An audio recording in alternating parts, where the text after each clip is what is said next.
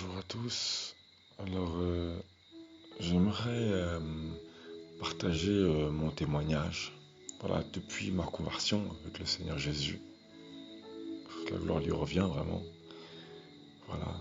Alors, avant de commencer, j'aimerais partager un passage. Voilà, dans le livre du prophète Amos, au chapitre 5, verset 10. Ils haïssent celui qui les corrige à la porte, et ils ont en abomination celui qui parle avec intégrité. Voilà. Alors, pourquoi cette parole? Vous allez comprendre hein, au fur et à mesure du témoignage. Hein. Voilà. Alors, je pense que je vais le faire en plusieurs parties. Et pour commencer, je tiens à préciser aussi que il y a des assemblées pas mal que j'ai pu fréquenter, mais je n'en dirai ni le nom de leur conducteur, par question de respect, parce que je pense que ces conducteurs, sont appelés à être sauvés clairement, bref, toute la gloire vient à Jésus. Alors, pour commencer donc, j'ai donné ma vie à Jésus-Christ, Yahushua Mashiach, dans une petite assemblée en région parisienne. Voilà. Une petite assemblée vraiment dont le conducteur était un prophète. Voilà. Et vraiment là-bas, j'étais vraiment béni. Franchement, j'étais vraiment béni. Je suis resté un bon moment là-bas. Voilà, alors la vision qu'avait reçue ce conducteur, c'était que cette assemblée était établie pour le restaurer, pardon, pas restaurer, c'est Jésus qui restaure, mais concernant l'amour et le pardon. Voilà. Donc, lorsque j'étais dans cette assemblée, effectivement, j'étais vraiment restauré, mais vraiment, ça m'a vraiment délivré. Et j'étais vraiment très bien suivi par les anciens, tout ça. C'était une petite assemblée, donc ils avaient assez le temps. Le conducteur, hein, celui qui avait reçu la vision, avait même le temps pour qu'on parle au téléphone, pour qu'on prie au téléphone. Vraiment, en ce temps-là, je me souviens, j'avais le statut social de SDF, voilà, sans domicile fixe.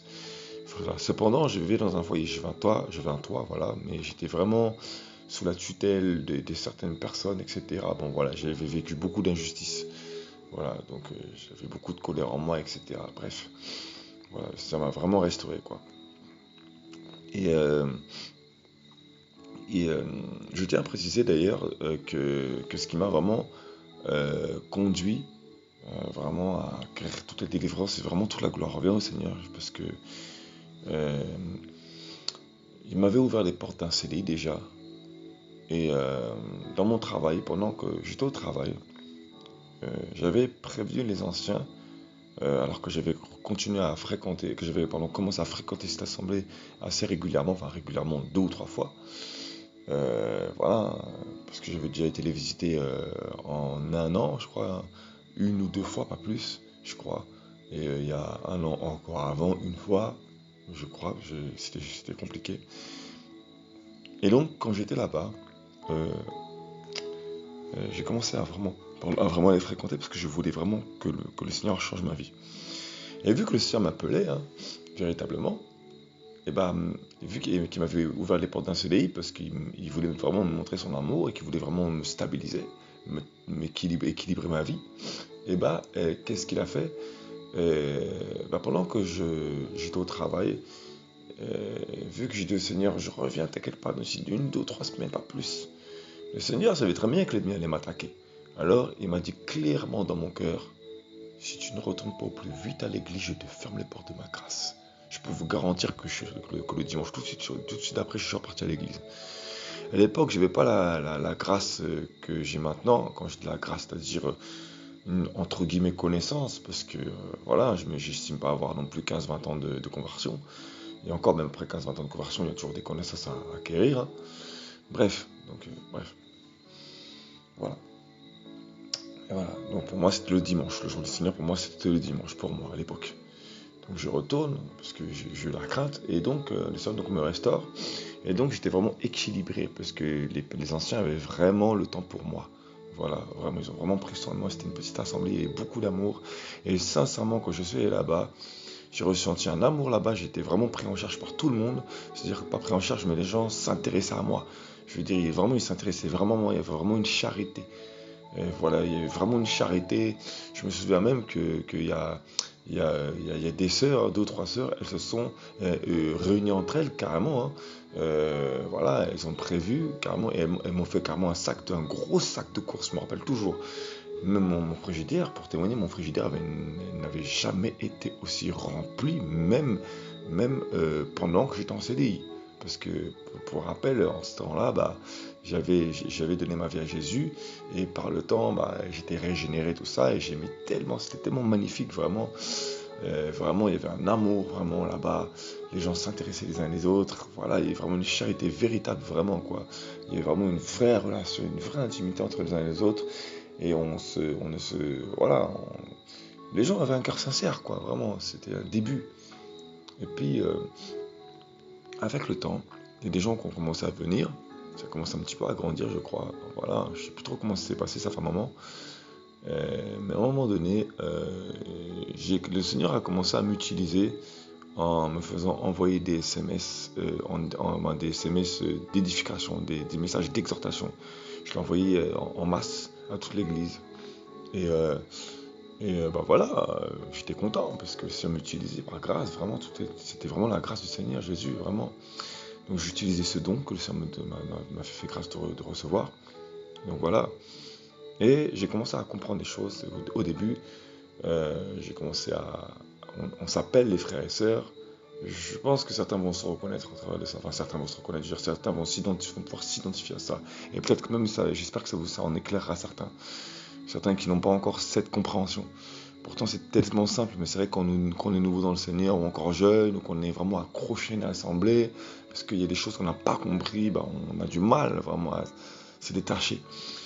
Et du coup, on s'appelait les frères et sœurs, et qu'on s'appelle, ça fait tout, tout, tout. Voilà, bonjour, message vocal. Il y a un moment donné où plus j'appelais les frères et sœurs, en fait, moi j'évolue, le Seigneur m'utilise vraiment, que ce soit pour la délivrance, que ce soit pour... Enfin, voilà, au début, c'était surtout dans la délivrance au début. C'était pas trop dans l'évangélisation, mais surtout dans la délivrance. Je sais plus, enfin bref, en tout cas, ça date. Et, je sais plus. Je crois qu'au premier temps, j'ai pas osé évangéliser, mais j'ai été poussé à aller chez les uns et les autres, prier pour eux et faire des délivrances. Je crois que c'était ça au début. Gloire à Jésus, vraiment. Et donc, le Seigneur m'envoyait. Voilà, j'allais, je cherchais pas, personne de mon église était au courant. Voilà, j'y allais parce que je sais pas, j'étais poussé. Et le Seigneur m'a vraiment béni, hein. Voilà, gloire à Jésus.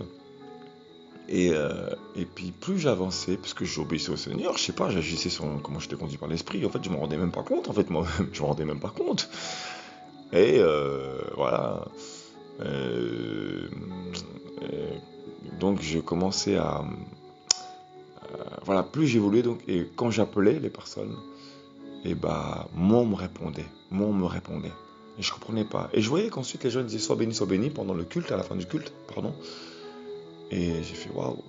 Les gens limite m'esquivaient, quoi. Ils disaient bonjour, sois béni, puis après ils partaient comme ça, ils m'esquivaient.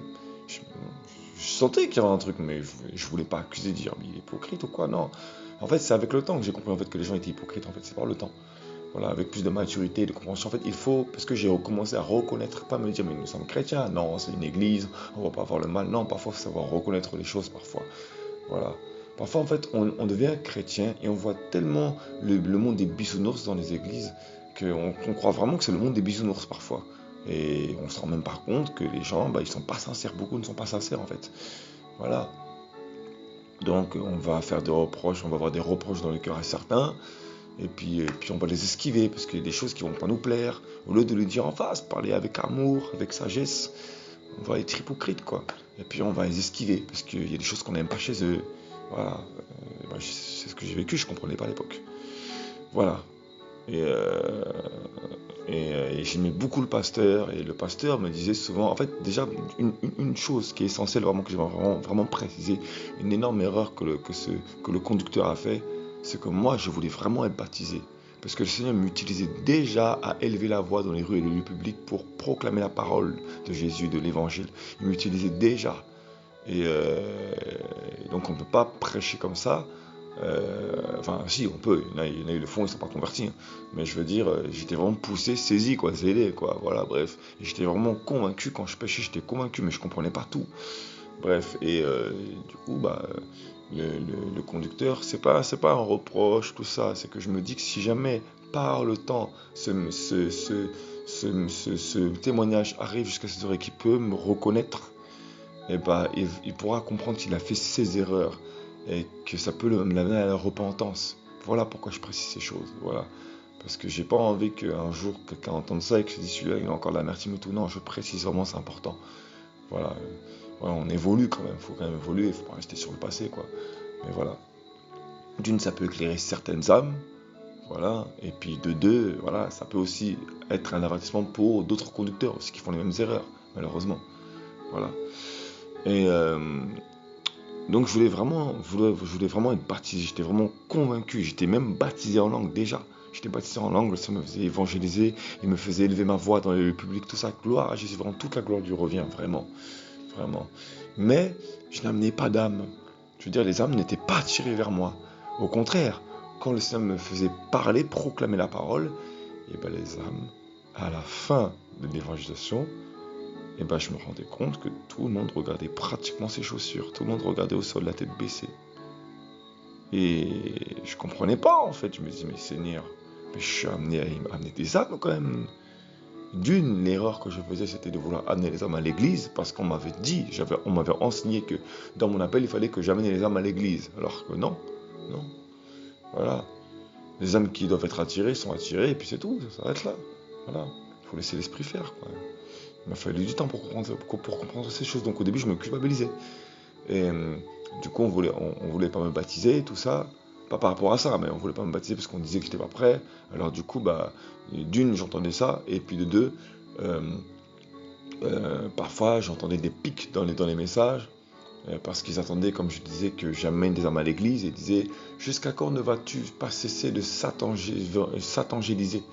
En gros, tu prêches pour l'ennemi, quoi. Voilà, il y avait l'orgueil, manque de pardon envers la famille, c'est ce qu'on me reprochait. Et alors que non, en fait, j'étais en paix, mais je comprenais pas. Je manquais de maturité. Pour moi, c'était des conducteurs, donc ils avaient raison pour moi. Et le Seigneur m'a fait grâce, heureusement. Bref, donc ensuite, qu'est-ce que j'ai fait? J'en avais marre, en fait, j'en avais marre parce que parfois je disais aux gens que j'étais pas encore baptisé, alors que j'étais déjà, j'avais déjà reçu le parler en langue, hein, voilà, etc. Donc je comprenais pas en fait. Et les gens me disaient non, non, frère, il faut que tu sois baptisé parce que toi-même tu en as envie. À la fin, j'en ai eu marre. Bah, j'ai changé d'assemblée et puis je me suis fait baptiser rapidement dans cette assemblée-là parce que j'en avais marre en fait. Donc j'ai vraiment quitté l'assemblée parce que je me suis dit que effectivement c'est pas normal. Et un jour en fait, je tiens à préciser que ce premier conducteur que j'avais, pas au-dessus de moi mais entre guillemets, hein, voilà, qui prêchait la parole dans l'assemblée, et ben euh, un jour j'ai reçu un songe où je le voyais et c'est comme si sa tête changeait comme une tête d'extraterrestre. Je me suis dit, c'est quoi ça? Pourquoi? Et à la fin, j'ai compris. Il avait un problème spirituel. Voilà. En fait, il était entre deux camps, mais il ne le savait pas, il était ignorant. Et pourtant, il avait une bonne motivation. Voilà, vraiment, sa motivation était bonne. Hein. Il avait vraiment un cœur pour le Seigneur.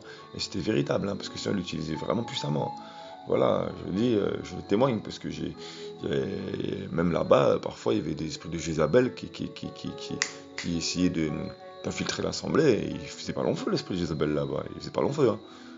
Et voilà, hein. Il y a eu des choses que j'étais même pas au courant là-bas, et je voyais, je me dis, waouh, gloire à Jésus, vraiment. Bref. Donc ensuite, euh, à un moment donné, donc, hein, j'ai des personnes. Pardon, donc, à un moment donné, donc, j'ai changé d'assemblée. Et là, j'ai reçu le baptême. Et là, j'ai commencé à développer les dons prophétiques, véritablement. Gloire à Jésus, vraiment.